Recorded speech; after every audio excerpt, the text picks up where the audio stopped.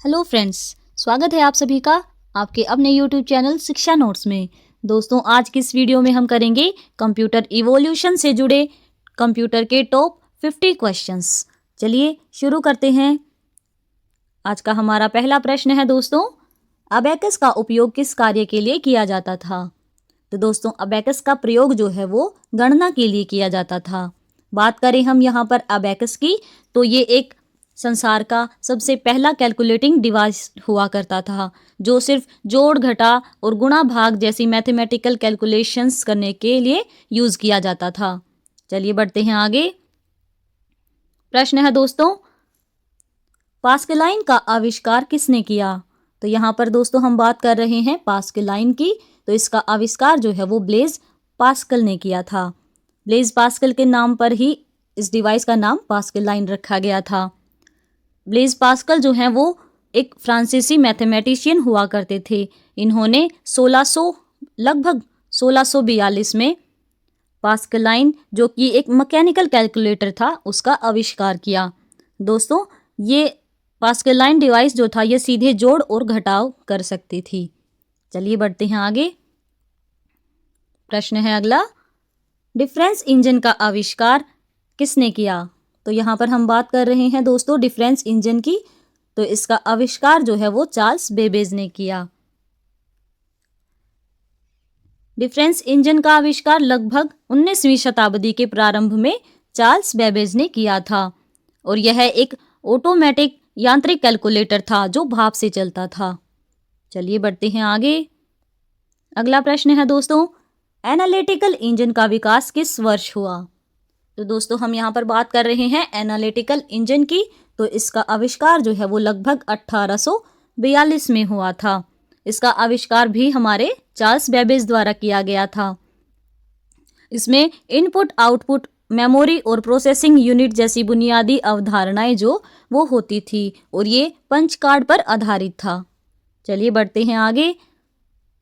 प्रश्न है दोस्तों, एनालिटिकल इंजन किस निर्देश प्रणाली पर कार्य करता था? तो यहाँ पर हम बात कर रहे हैं निर्देश प्रणाली की। तो एनालिटिकल इंजन जो था वो पंच कार्ड निर्देश प्रणाली पर कार्य करता था।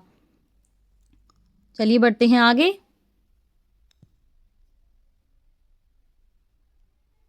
प्रश्न है दोस्तों, पास्कलाइन केवल कौन सी गणनाएं कर सकती थी? तो हम दोस्तों इसकी पहले बात कर चुके हैं। पास्कलाइन जो है वो केवल जोड़ और घटाव के कार्य कर सकती थी। चलिए बढ़ते हैं आगे। प्रश्न है दोस्तों, एनालिटिकल इंजन के लिए पहला प्रोग्राम किसने लिखा था? तो यहाँ पर एनालिटिकल इंजन के लिए पहला प्रोग्राम लिखने वाली महिला का नाम हुआ करता था एडा लवलेस। बात करें एडा लवलेस की, तो उनका पूरा नाम जो था वो अगस्टा एडा बायरन था। वो एक अंग्रेजी गणितज्ञ और लेखिका थी, जिन्हें दुनिया का पहला कंप्यूटर प्रोग्रामर जो था वो माना जाता था।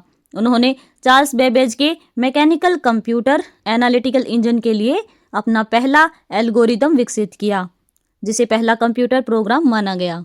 चलिए बढ़ते हैं आगे। प्रश्न है दोस्तों, एबीसी कंप्यूटर का पूर्ण रूप क्या है? तो यहाँ पर हम बात कर रहे हैं एबीसी कंप्यूटर की। तो एबीसी की फुल फॉर्म यहाँ पर रहेगी एटानासॉफ बैरी कंप्यूटर। दोस्तों, इस कंप्यूटर के आविष्कारक थे डॉक्टर जॉन विंसेंट अटानासॉफ और क्लिफोर्ड बैरी। इन दोनों के संयुक्त नाम को मिलाकर ही इस कंप्यूटर का नाम रखा गया। इसका विकास लगभग 1937 से 1942 के आसपास हुआ। चलिए बढ़ते हैं आगे। प्रश्न है दोस्तों, सेंसस टेबुलेटर किस प्रकार का यंत्र था? तो सेंसस टेबुलेटर जो है वो एक विद्युत चालित यंत्र हुआ करता था। बात करें सेंसस टेबुलेटर की दोस्तों, तो हरमन होलोरिच द्वारा 1890 में विकसित एक विद्युत यांत्रिक पंच कार्ड मशीन थी। यह जनसांख्यिकीय डेटा को स्वचालित रूप से रिकॉर्ड, शॉर्ट और सारणीबद्ध करने वाला पहला प्रमुख डेटा प्रोसेसिंग उपकरण हुआ करता था। चलिए बढ़ते हैं आगे। अगला प्रश्न है दोस्तों, पंच कार्ड का उपयोग सबसे पहले किस क्षेत्र में किया गया? दोस्तों, बात कर रहे हैं हम पंच कार्ड की। तो इसका उपयोग सबसे पहले टेक्सटाइल उद्योगों में किया गया था। पंच कार्ड का जो उपयोग था सबसे पहले वो 19वीं सदी में किया गया। बाद में 1890 में हरमन होलोरिथ ने संयुक्त राज्य अमेरिका की जनगणना के आंकड़ों को प्रोसेस करने के लिए इसे बड़े पैमाने पर इस्तेमाल किया। चलिए बढ़ते हैं आगे। प्रश्न है दोस्तों, मार्क 1 कंप्यूटर का निर्माण किस कंपनी के सहयोग से किया गया था? तो यहाँ पर सही उत्तर होगा दोस्तों option number A, IBM company के सहयोग से। बात करें हम दोस्तों मार्क 1 कंप्यूटर की, तो मार्क 1 कंप्यूटर जिसे हार्वर्ड मार्क 1 या फिर ASCC कहा जाता है, इसका निर्माण जो है वो IBM की यहाँ फुल फॉर्म रहेगी दोस्तों इंटरनेशनल बिजनेस मशीन, इसके सहयोग से किया गया था। इसका विकास हार्वर्ड विश्वविद्यालय की प्रोफेसर हार्वर्ड एकेन के निर्देशन में और IBM के इंजीनियरों की टीम द्वारा लगभग 1939 से 1944 के बीच किया गया था। चलिए बढ़ते हैं आगे। अगला प्रश्न है दोस्तों हमारा, संसार का पहला इलेक्ट्रॉनिक डिजिटल कंप्यूटर कौन सा था? तो यहाँ पर हम दोस्तों बात कर रहे हैं संसार के सबसे पहले इलेक्ट्रॉनिक डिजिटल कंप्यूटर की, तो यहाँ पर इसका सही उत्तर रहेगा option number C, ENIAC computer. बात करें ENIAC कंप्यूटर की दोस्तों, तो संसार का सबसे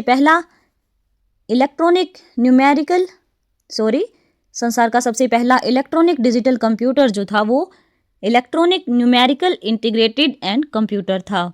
इसे लगभग 1945 में पेंसिल्वेनिया विश्वविद्यालय में जे प्रेस्पर एकर्ट और जॉन मुचली द्वारा विकसित किया गया था। यह वैक्यूम ट्यूब का उपयोग करने वाला पहला सामान्य प्रयोजन यानी जनरल पर्पस वाला पूरी तरह से इलेक्ट्रॉनिक और प्रोग्रामेबल कंप्यूटर था। चलिए बढ़ते हैं आगे। अगला प्रश्न है दोस्तों, ENIAC का पूरा नाम क्या है? तो हमने पीछे बात करी दोस्तों ENIAC कंप्यूटर की, तो इसकी फुल फॉर्म यहाँ पर बिल्कुल सही होगी electronic numerical integrator and computer, यानी ऑप्शन नंबर सी जो है यहाँ हमारा बिल्कुल सही उत्तर रहेगा। चलिए बढ़ते हैं आगे। अगला प्रश्न है दोस्तों, स्टोर्ड प्रोग्राम कंसेप्ट किसने दिया? तो यहाँ पर हम बात कर रहे हैं स्टोर्ड प्रोग्राम कंसेप्ट की, तो यहाँ पर इसका सही उत्तर होगा दोस्तों वो न्यूमैन। तो एक व्यक्ति हुआ करते थे, उनका नाम था, यहाँ पर इसके नाम के साथ आएगा दोस्तों जॉन वॉन न्यूमैन। इन्होंने लगभग 1945 के आसपास स्टोर्ड प्रोग्राम कंसेप्ट दिया था। यह एक क्रांतिकारी अवधारणा थी जिसके तहत डेटा और निर्देश यानी प्रोग्राम को एक ही मेमोरी में संग्रहित किया जाता है, जिसे वॉन न्यूमैन आर्किटेक्चर के रूप में भी जाना जाता है। चलिए बढ़ते हैं आगे। अगला प्रश्न है दोस्तों, डाटा और निर्देश किस प्रणाली में संग्रहित किए जाते हैं? तो यहाँ पर बात कर रहे हैं हम डाटा और निर्देश की, तो वो किस प्रणाली में संग्रहित किए जाते हैं, उसको हम कहते हैं बाइनरी प्रणाली में। बाइनरी प्रणाली जो होती है दोस्तों उसमें 0 और 1 का प्रयोग किया जाता है। चलिए बढ़ते हैं आगे। यहाँ पर प्रश्न है दोस्तों, एडा लवलेस को क्या कहा जाता है? तो बात करें एडा लवलेस की, तो हम पहले बात कर चुके हैं दोस्तों, ये संसार की सबसे पहली प्रोग्रामर मानी जाती हैं। तो यहाँ पर आंसर सही होगा ऑप्शन नंबर बी, पहला प्रोग्रामर। चलिए बढ़ते हैं आगे। प्रश्न है दोस्तों, ENIAC कंप्यूटर का आविष्कार किसने किया? तो ENIAC कंप्यूटर जो था उसका आविष्कार किया था JP एकर्ट और जॉन मुचली ने। ऑप्शन नंबर सी जो है यहाँ हमारा बिल्कुल सही उत्तर रहेगा दोस्तों। चलिए बढ़ते हैं आगे। अगला प्रश्न है, एडवेक का पूरा नाम क्या है? तो यहाँ पर हम बात कर रहे हैं दोस्तों एडवेक कंप्यूटर की, तो इसकी यहाँ पर सही फुल फॉर्म जो रहेगी वो रहेगी electronic discrete variable automatic computer. Option number D जो है यहाँ हमारा बिल्कुल सही उत्तर रहने वाला है दोस्तों। चलिए बढ़ते हैं आगे। अगला प्रश्न है, आधुनिक कंप्यूटर के विकास में सर्वाधिक योगदान किसका माना जाता है? तो हम बात कर रहे हैं आधुनिक कंप्यूटर की, तो यहाँ पर सबसे ज़्यादा योगदान जो है वो जॉन वॉन न्यूमैन का माना जाता है। बात करें दोस्तों हम जॉन वॉन न्यूमैन की, तो उन्होंने स्टोर्ड प्रोग्राम की अवधारणा दी, जिसमें डेटा और निर्देश दोनों को कंप्यूटर की मेमोरी में एक साथ स्टोर किया जाता है। उनके द्वारा प्रतिपादित वॉन न्यूमैन आर्किटेक्चर आज के लगभग सभी आधुनिक डिजिटल कंप्यूटरों का आधार है। हालांकि चार्ल्स बेबेज ने भी कंप्यूटर की शुरुआती नींव रखी थी, लेकिन वॉन न्यूमैन के सिद्धांतों ने ही गणना मशीनों को आधुनिक बहुमुखी डिजिटल कंप्यूटर में बदलने में मुख्य भूमिका निभाई है। तो यहाँ पर ऑप्शन ए है जो हमारा बिल्कुल सही उत्तर रहेगा। चलिए बढ़ते हैं आगे। हमारा अगला प्रश्न है दोस्तों, मार्क 1 कंप्यूटर किस वैज्ञानिक ने बनाया? तो मार्क 1 कंप्यूटर जो है वो हॉवर्ड एकेन ने बनाया। बात करें हम मार्क 1 कंप्यूटर की, तो हार्वर्ड एकेन हार्वर्ड विश्वविद्यालय के एक भौतिक वैज्ञानिक थे जिन्होंने इस मशीन की कल्पना की थी। इसका निर्माण IBM के इंजीनियरों द्वारा किया गया था। चलिए बढ़ते हैं आगे। प्रश्न है दोस्तों, सेंसस टेबुलेटर का आविष्कार किसने किया? तो यहाँ पर हम बात कर रहे हैं सेंसस टेबुलेटर की, तो इसका आविष्कार भी हार्मन होलेरिथ ने किया था। ऑप्शन नंबर डी जो है हमारा बिल्कुल यहाँ पर सही उत्तर रहेगा। चलिए बढ़ते हैं आगे। प्रश्न है दोस्तों, स्टोर्ड प्रोग्राम आर्किटेक्चर को क्या कहा जाता है? तो इसकी हम पहले भी बात कर चुके हैं। स्टोर्ड प्रोग्राम आर्किटेक्चर को हम जॉन वॉन न्यूमैन आर्किटेक्चर भी कहते हैं। ऑप्शन नंबर ए जो है यहाँ हमारा बिल्कुल सही उत्तर रहेगा दोस्तों। चलिए देखते हैं अगला प्रश्न। प्रश्न है, यूनिवैक का पूरा नाम क्या है? तो यहाँ हम बात कर रहे हैं यूनिवैक कंप्यूटर की, तो इसका पूरा नाम होगा दोस्तों universal automatic computer. Option number B जो है यहाँ हमारा बिल्कुल सही उत्तर रहेगा। यूनिवैक कंप्यूटर जो है दोस्तों यह विश्व का पहला व्यावसायिक रूप से उपलब्ध कंप्यूटर था, जिसे लगभग 1951 में पेश किया गया था। इसे जॉन मुथली और जे प्रेस्पर एकर्ट द्वारा विकसित किया गया था और यह पहली पीढ़ी का कंप्यूटर है जिसमें वैक्यूम ट्यूब्स का उपयोग किया गया। चलिए बढ़ते हैं आगे। प्रश्न है दोस्तों, प्रथम माइक्रो प्रोसेसर कौन सा था? तो यहाँ हम बात कर रहे हैं हमारे पहले माइक्रो प्रोसेसर की, तो उसका नाम हुआ करता था दोस्तों इंटेल 4004। ऑप्शन नंबर सी जो है यहाँ हमारा बिल्कुल सही उत्तर रहेगा। तो हम दोस्तों बात करते हैं इंटेल 4004 की फर्स्ट माइक्रो प्रोसेसर की, तो यह दुनिया का पहला व्यावसायिक रूप से उपलब्ध एक माइक्रो प्रोसेसर था। इसे लगभग 15 नवंबर 1971 को इंटेल कॉरपोरेशन द्वारा जारी किया गया था। बात करें इसके प्रकार की, तो ये 4 बिट माइक्रो प्रोसेसर हुआ करता था। इसकी स्पीड लगभग 740 हर्ट्ज हुआ करती थी। और यह तकनीक की बात करें दोस्तों, तो ये सिलिकॉन गेट तकनीक का उपयोग किया गया था। इसके अलावा और भी प्रारंभिक माइक्रो प्रोसेसर इससे पहले हुआ करते थे, लेकिन इंटेल 4004 को ही हमारा पहला व्यावसायिक रूप से उपलब्ध माइक्रो प्रोसेसर जो है वो माना गया था। चलिए बढ़ते हैं आगे। अगला प्रश्न है दोस्तों, एप्पल 2 किस वर्ष बनाया गया? तो एप्पल 2 जो था यहाँ पर दोस्तों वो लगभग 1977 में बनाया गया था। इसके डिज़ाइन की बात करें तो इसे स्टीव वोजनियाक ने लगभग 1977 में डिज़ाइन किया था और इसको लॉन्च किया गया था अप्रैल 1977 में। इसकी विशेषताओं की बात करें तो यह एक एकीकृत कीबोर्ड, रंगीन ग्राफिक्स और ध्वनि क्षमताओं वाला पहला कंप्यूटर हुआ करता था। चलिए देखते हैं अगला प्रश्न। प्रश्न है दोस्तों, कंप्यूटर की कितनी पीढ़ियां हैं? तो यहाँ पर हम बात कर रहे हैं कंप्यूटर की पीढ़ियों की, तो ये तो बेसिक सा क्वेश्चन है। कंप्यूटर की 5 पीढ़ियां हैं। चलिए बढ़ते हैं आगे। प्रश्न है, प्रथम व्यापारिक कंप्यूटर कौन सा था? तो प्रथम व्यापारिक कंप्यूटर की हम बात कर रहे हैं दोस्तों, तो यहाँ पर इसका सही उत्तर होगा यूनिवैक 1। चलिए बढ़ते हैं आगे। अगला प्रश्न है दोस्तों, कंप्यूटर की पीढ़ियों का आधार क्या है? तो दोस्तों हम जानते हैं कि कंप्यूटर में 5 जनरेशन्स हैं, तो उन जनरेशन्स को बांटने का आधार क्या है? तो उनको हम बांटते हैं। ऑप्शन नंबर बी यहाँ पर सही उत्तर रहेगा हार्डवेयर टेक्नोलॉजी पर। हार्डवेयर टेक्नोलॉजी की बात करें तो प्रत्येक पीढ़ी को उसमें उपयोग किए गए प्रमुख इलेक्ट्रॉनिक घटक द्वारा परिभाषित किया जाता है। जैसे पहली पीढ़ी में वैक्यूम ट्यूब, दूसरी में ट्रांजिस्टर्स, तीसरी में आईसी चिप्स, चौथी में माइक्रो प्रोसेसर। तो हर नई पीढ़ी में हार्डवेयर में बदलाव के साथ कंप्यूटर छोटे, तेज और अधिक भरोसेमंद होते गए। चलिए बढ़ते हैं आगे। हमारा अगला प्रश्न है दोस्तों, कार्य पद्धति के आधार पर कंप्यूटर कितने प्रकार के होते हैं? तो दोस्तों हमने यहाँ पर बात की है कार्य पद्धति के आधार पर, तो इसके अनुसार कंप्यूटर कितने प्रकार के होते हैं? तो वो 3 प्रकार के होते हैं। ऑप्शन नंबर सी जो है यहाँ हमारा बिल्कुल सही उत्तर रहने वाला है। तो इनके टाइप्स भी हैं, पहला है एनालॉग कंप्यूटर होता है, दूसरे डिजिटल और तीसरा हाइब्रिड कंप्यूटर होता है। चलिए बढ़ते हैं आगे। अगला प्रश्न है दोस्तों, आकार और कार्य के आधार पर सबसे बड़ा कंप्यूटर कौन सा होता है? तो यहाँ पर बात कर रहे हैं हम दोस्तों सबसे बड़े कंप्यूटर की, और उसका बेस क्या है? आकार और कार्य पर। तो यहाँ पर हमारा सही उत्तर रहेगा दोस्तों सुपर कंप्यूटर। ये आकार और कार्य के आधार पर सबसे बड़े कंप्यूटर माने जाते हैं, क्योंकि ये एक सामान्य कमरे के आकार के हो सकते हैं और हजारों प्रोसेसर का उपयोग करके प्रति सेकंड खरबों अरबों गणनाएं जो हैं वो कर सकते हैं। इनका उपयोग जो है वो आमतौर पर वैज्ञानिक अनुसंधान, मौसम पूर्वानुमान और जटिल सिमुलेशंस के लिए किया जाता है। चलिए बढ़ते हैं आगे। प्रश्न है दोस्तों, पर्सनल कंप्यूटर किस श्रेणी में आता है? तो हमारा पीसी जो होता है दोस्तों वो माइक्रो कंप्यूटर की श्रेणी में आता है।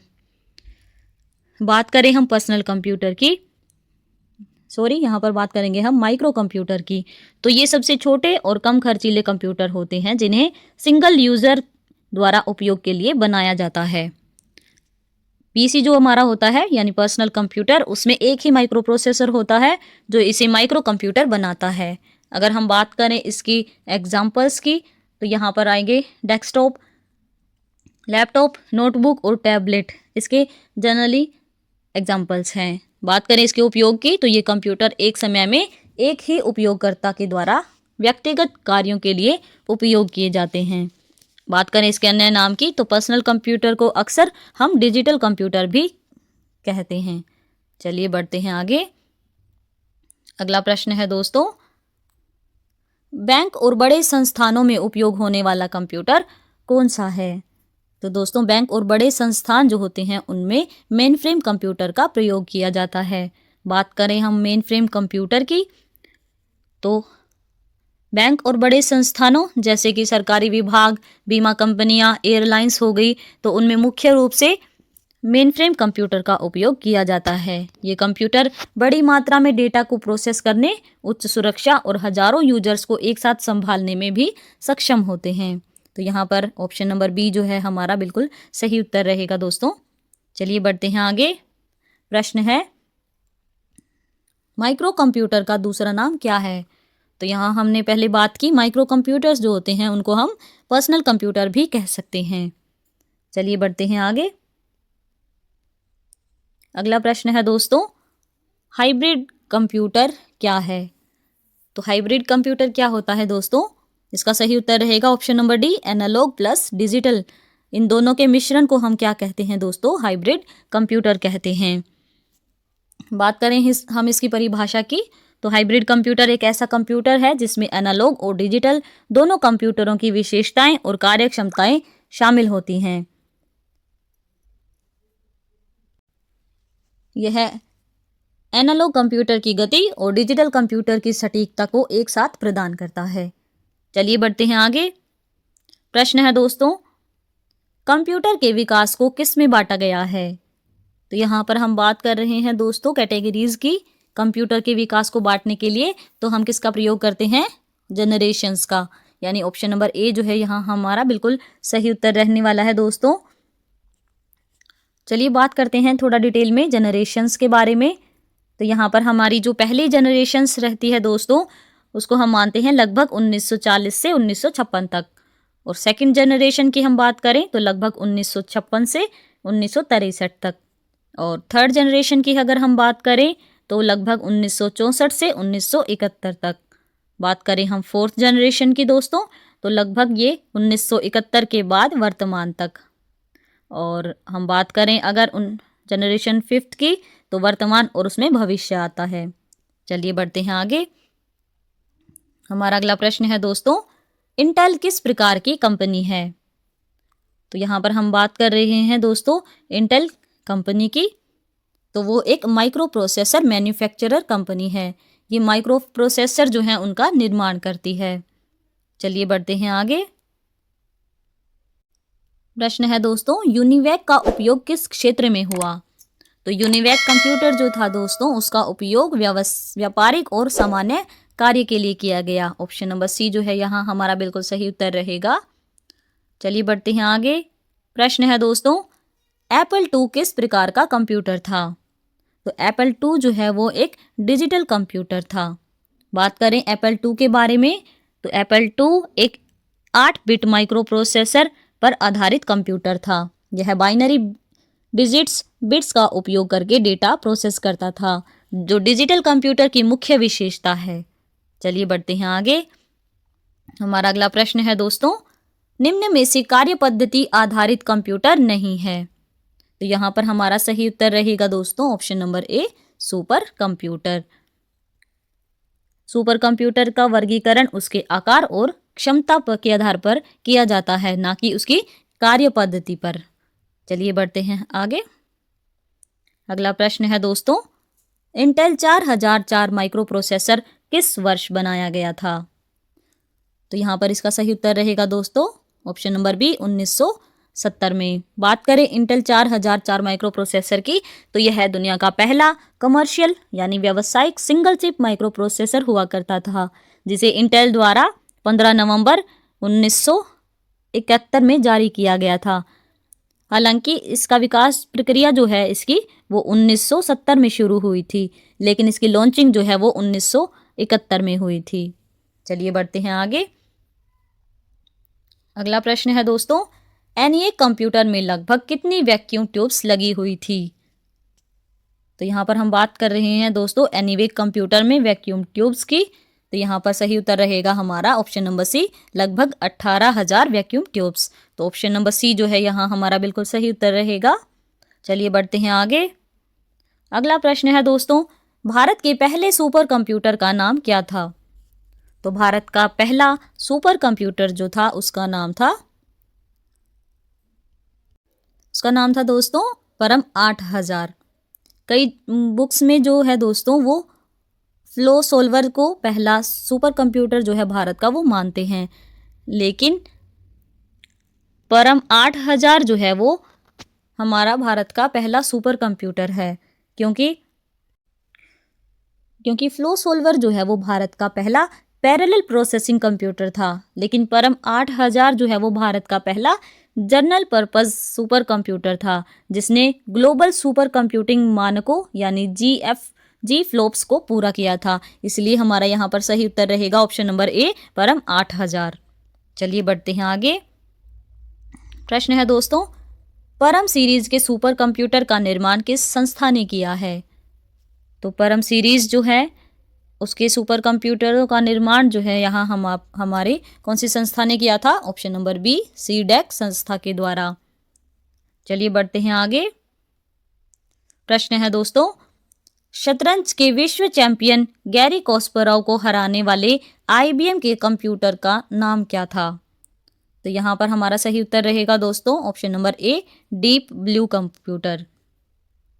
चलिए बढ़ते हैं आगे। प्रश्न है दोस्तों, एडवेक किस समस्या को हल करने के लिए बनाया गया? तो एडवेक जो है दोस्तों वो प्रोग्राम चेंज डिफिकल्टी की समस्या को हल करने के लिए बनाया गया। बात करें एडवेक की, तो एडवेक को मुख्य रूप से इसके पूर्ववर्ती कंप्यूटर यानी इससे पहले जो था ENIAC, electronic numerical integrator and computer की एक बड़ी कमी को दूर करने के लिए बनाया गया था। एनीएक में प्रोग्राम बदलने के लिए स्विचों को हाथ से सेट करने और केबलों को फिर से जोड़ने की कठिन प्रक्रिया जो है वो अपनानी पड़ती थी, जिसमें कई घंटे या फिर दिन लग जाते थे। तो एडवेक ने स्टोर्ड प्रोग्राम की अवधारणा को पेश किया, जिससे निर्देश यानी प्रोग्राम और डेटा दोनों को एक ही मेमोरी में संग्रहित किया जा सका, जिससे प्रोग्राम बदलना बहुत ही आसान और तेज हो गया। चलिए बढ़ते हैं आगे। हमारा अगला प्रश्न है दोस्तों, पंच कार्ड का उपयोग किस मशीन को नियंत्रित करने में किया गया? तो यहाँ पर हम बात कर रहे हैं पंच कार्ड की, तो उसका उपयोग जो है वो वेविंग मशीन को कंट्रोल करने के लिए किया गया।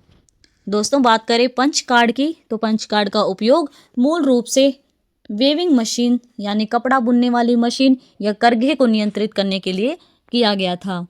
लेकिन 1801 में जोसेफ मैरी जैकवार्ड उन्होंने अपनी स्वचालित बुनाई मशीनों में जटिल पैटर्न बनाने के लिए इन पंच कार्डों का उपयोग किया था और बाद में इन्हें डेटा प्रोसेसिंग में इस्तेमाल किया गया। चलिए बढ़ते हैं आगे। प्रश्न है दोस्तों, मार्क 1 कंप्यूटर को किस नाम से भी जाना जाता है? तो मार्क 1 कंप्यूटर जो है उसको हम हार्वर्ड मार्क 1 के नाम से भी दोस्तों जानते हैं। ऑप्शन नंबर बी जो है यहाँ हमारा बिल्कुल सही उत्तर रहेगा।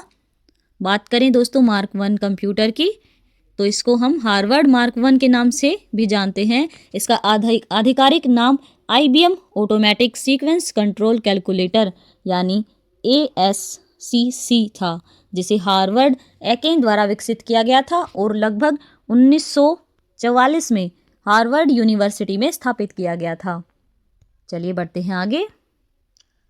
अगला प्रश्न है दोस्तों, यूनिवैक 1 का निर्माण किस संस्था ने किया?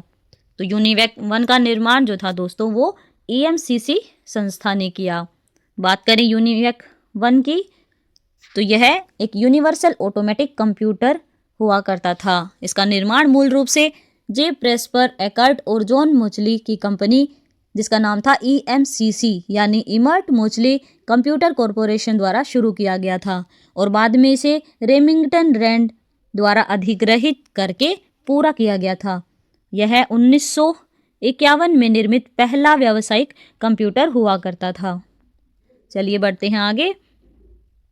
अगला प्रश्न है दोस्तों, भारत का पहला CDEC द्वारा विकसित सुपर कंप्यूटर परम 8000 किस वर्ष में बनाया गया था?